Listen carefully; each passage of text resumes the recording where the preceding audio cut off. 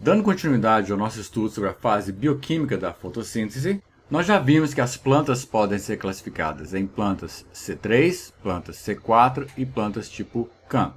Nós já estudamos as plantas C3. O nosso foco agora são as plantas do ciclo C4. É isso que nós vamos entender nessa videoaula.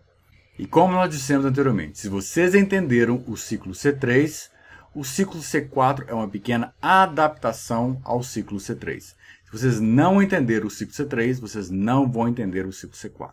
Então, qualquer dúvida, primeiro sedimentem o conhecimento do ciclo C3 e depois revejam a aula sobre o ciclo C4. Ciclo C4, também conhecido como ciclo de Hatch-Slock, é uma homenagem a esses pesquisadores que elucidaram esse ciclo C4. E por que ele é chamado de ciclo C4? Porque o primeiro composto estável formado é um composto de 4 carbonos. Isso foi estudado no Havaí, em cana-de-açúcar, em meados do século passado. E essa molécula ou é o aspartato ou é o malato. Tanto o aspartato quanto o malato têm 4 carbonos, daí o nome de ciclo C4. E como é que está distribuído o ciclo C4? A grande maior parte das monocotiledôneas tropicais são C4, mas não generalizem. Por exemplo, milho, sorgo, cana-de-açúcar são plantas C4, mas nem toda planta monocotiledônea é C4, como por exemplo, cevada, trigo, arroz são plantas C3, embora sejam monocotiledôneas. Então não generalizem. Está presente em diversas espécies de cotiledôneas e aproximadamente 0,4%, isso é um valor estimado, não é um valor fixo, das plantas vascularizadas são C4. Então, se você não sabe que planta que você está estudando, não faz a menor ideia do que ela seja, se você chutar que é uma planta C3, mais de 99% das vezes você vai estar acertando. Porque as plantas C4, elas não são tão amplamente assim distribuídas na natureza. Mas existem muito mais plantas C3 do que plantas C4. E elas apresentam uma característica anatômica típica, que é chamada de anatomia tipo Kranz. Kranz significa coroa em alemão. Ou seja, ela tem um conjunto de células que circundam os feixes vasculares. E aqui está mostrando no esquema e aqui está mostrando numa lâmina, mostrando esse conjunto de células ao redor dos feixes vasculares, esses em branco aqui em volta. Então, essas células ao redor dos feixes vasculares é que nós chamamos de uma anatomia tipo Kranz. Eu quero fazer algumas ressalvas. Primeiro, isso é apenas um indicativo e vai servir para nós como uma referência. Mas existem variações. Existem plantas que não têm anatomia tipo Kranz, mas que são C4. Da mesma forma que existem plantas que têm anatomia tipo Kranz e não são C4. Mas para nós vamos utilizar isso como um indicador de que é uma planta C4. E o que acontece nas plantas C4? Nas plantas C3, quem faz a carboxilação inicial é a rubisco. No caso das plantas C4, não. Quem faz a carboxilação inicial é a PEP-carboxilase, chamada também de fosfenol piruvato carboxilase. Essa enzima é que vai entrar em contato com o CO2 atmosférico e não a rubisco. Então nós temos aqui o fosfenol piruvato, PEP, em presença de CO2 na forma de carbonato, porque está dissolvido na água, em presença da PEP-carboxilase, vai formar uma molécula de 4 carbonos, que pode ser o malato ou aspartato. Então, essa reação é crucial e antecede o processo da fotossíntese propriamente dita. E onde está esse fosfenol piruvato? De onde é que surgiu esse fosfenol piruvato? Surgiu da respiração, da fase glicolítica. Ah não, professor, pelo amor de Deus, já vimos respiração, vou ter que voltar na respiração? Vamos! Porque eu disse para vocês, quando a gente está estudando a glicólise, que tinha uma parte da glicólise que ela fazia uma interface com a fotossíntese. E é isso que nós vamos ver aqui agora. Então nós temos aqui a sacarose sendo quebrada em hexoses, em trioses, formando o piruvato, e o piruvato sendo transportado para as mitocôndrias. E onde é que está o fosfenol piruvato nessa história? Está aqui.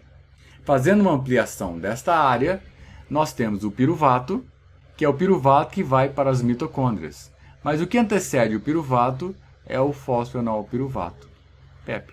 Esse fosfenol piruvato, em presença da PEP carboxilase, forma oxaloacetato, que pode formar malato ou aspartato. Nesse caso, está formando malato. Onde que esse processo está acontecendo? No citossol. Está acontecendo no citoplasma. Não tem nada a ver com cloroplasto aqui ainda. E essa é a primeira enzima que vai atuar no processo de carboxilação, formando um composto de 4 carbonos, malato ou aspartato. Neste caso aqui, formando malato. Com relação à PEP carboxilase, primeiro, ela é uma enzima que está presente somente nas células do mesófilo ou do mesofilo. É uma enzima citossólica, como nós podemos observar, revendo a glicólise, e é uma reação, a título de curiosidade, totalmente irreversível. A conversão do fosfenol piruvato em oxaloacetato é uma reação irreversível. E aqui é importante a gente salientar o seguinte: quando nós estamos falando de plantas C4, nós temos uma distribuição espacial de funções. Nas células do mesofilo, nós temos a fosfenol piruvato carboxilase, a PEP-case, funcionando. E ela que é responsável pela captação do CO2 atmosférico. E nas células da bainha perivascular, ou seja, daquela anatomia tipo Kranz, naquelas células é que nós vamos ter a rubisco. A rubisco não está presente nas células do mesofilo, ela está presente somente nas células da bainha perivascular. E a PEP-case? A PEP-case somente está presente e funcional nas células do mesofilo, não está funcional nas células da bainha perivascular. Então nós temos no mesofilo a captação de CO2 e nas células da bainha do feixe vascular nós temos o processo de fixação do carbono pela rubisco. E aqui está o esquema geral do processo.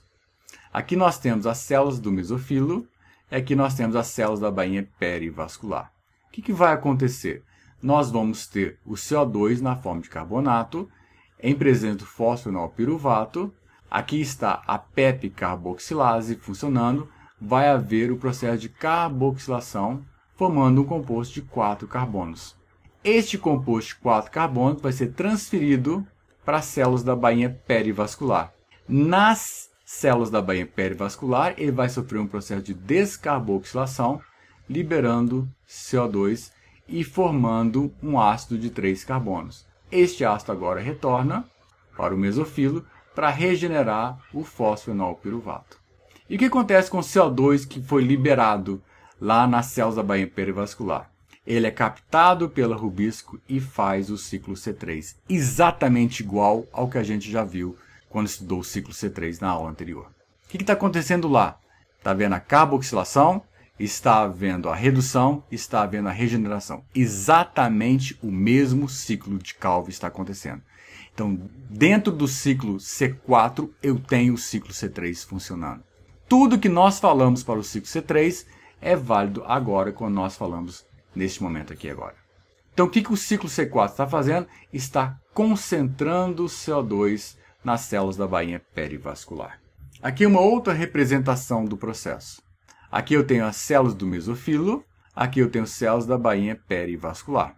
Então eu tenho o CO2 na forma de carbonato, em presença da PEP carboxilase, formando oxaloacetato, que vai levar à formação de malato ou aspartato. Neste caso aqui, a formação de malato. Esse malato vai ser transferido para as células da bainha perivascular, vai sofrer um processo de descarboxilação, vai formar, no caso, uma molécula de 3 carbono piruvato, que vai ser transportado de volta para as células do mesofilo para regenerar o fosfenol piruvato. E o que acontece com o CO2 que foi liberado aqui dentro da célula da bainha perivascular?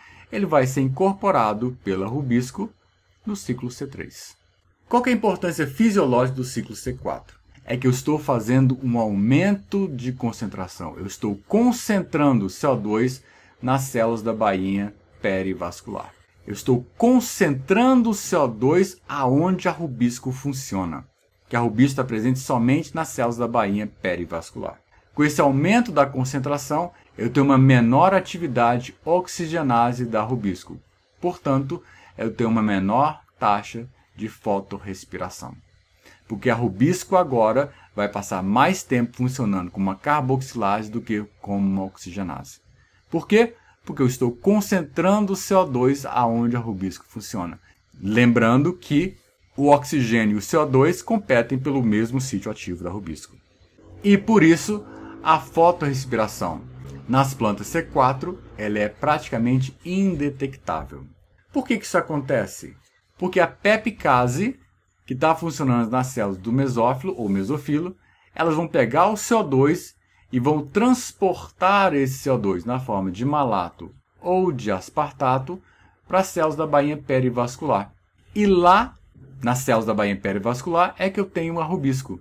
E é justamente lá que vai haver a descarboxilação, aumentando a concentração de CO2 justamente aonde a Rubisco é funcional. Isso faz com que a concentração de CO2 fique mais elevada do que a concentração de oxigênio. E como é um efeito de competição, a Rubisco passa a agir preferencialmente como uma carboxilase, e isso faz com que ela tenha uma menor taxa fotorrespiratória.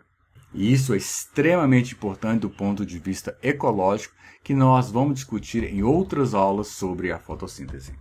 Em termos energéticos, as plantas C4 elas consomem mais energia, principalmente na forma de ATP, do que as plantas C4.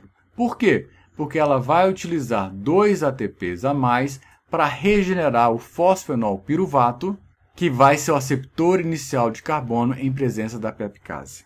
É isso que está mostrado nessa figura. Todo o processo da pepicase, pegando o CO2 na forma de carbonato, formando uma molécula de 4 carbonos, que é levada para a célula da bainha perivascular, onde vai haver a descarboxilação, e esse CO2 agora vai ser utilizado no ciclo de Calvin. No ciclo de Calvin, eu vou consumir 3 ATPs e 2 NADPH reduzido para cada carbono fixado. E agora o piruvato, uma molécula de 3 carbonos, vai retornar para a célula do mesofilo. E agora eu vou gastar ATP nesse processo para regenerar o fosfenol piruvato. Ou seja, a planta consome mais ATP no processo para colocar o carbono na forma de carbonato e para regenerar o fosfenol piruvato. Então é mais caro para a planta fazer o ciclo C4 do que fazer o ciclo C3, porque ela tem 2 pontos de consumo a mais de ATP. E o ciclo C4, a título de curiosidade, ele apresenta variações. Depende do tipo de ácido de 4 carbonos que é transportado do mesofilo para as células da bainha perivascular, se é malato ou aspartato, e depende da enzima que faz a descarboxilação dentro das células da bainha perivascular. Então existem 3 variações que está mostrada aqui, a variação tipo 1, variação tipo 2, variação tipo 3. Então nós temos 3 tipos de variações. No primeiro caso, quem é transportado é o malato, e quem faz descarboxilação é a enzima málica dependente de NADP. No segundo caso, quem é transportado é o aspartato, e quem faz a descarboxilação é a enzima málica dependente de NAD. E no terceiro caso, quem é transportado é o aspartato, e quem faz a descarboxilação é fosfenol piruvato carboxinase. Não se preocupem com isso. Isso é um nível de detalhamento desnecessário neste momento. Então, resumindo, o ciclo C4 nada mais é do que uma pequena adaptação do ciclo C3, em que quem vai funcionar vai ser a pepicase, captando o CO2 na forma de carbonato e transferindo agora em moléculas de 4 carbonos para a célula da bainha perivascular, onde vai haver um processo de descarboxilação, e esse agora CO2 é utilizado pelo ciclo C3 para formar carboidratos. Exatamente o mesmo ciclo C3 que nós já vimos na aula anterior. Era isso que nós tínhamos para mostrar para vocês nesta videoaula, e nos vemos na nossa próxima videoaula. Até a próxima!